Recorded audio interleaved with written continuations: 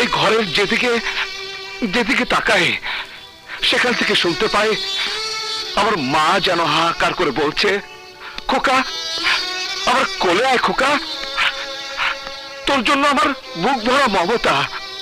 শুনতে পাই আমার বাবা যেন রক্তাক্ত যন্ত্রণায় চিৎকার করে বলছে, খোকারে তোর জন্য আমার বড় মায়া। তাই যদি হতো তাহলে বাবা মায়ের ভালোবাসা আর মমতাকে এভাবে বুকে আঁকড়ে রাখতে না তুমি।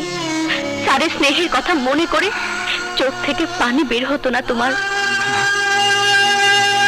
রাজু, যে বুকে কান্না আছে সে বুকে ভালোবাসা তো আসবেই। সেদিন দেখবে হিংসা, মারামারি, কাটাকাটি সব ভুলে যাবে তুমি। সেদিন আমার এই কথাগুলো বারবার মনে পড়বে তোমার।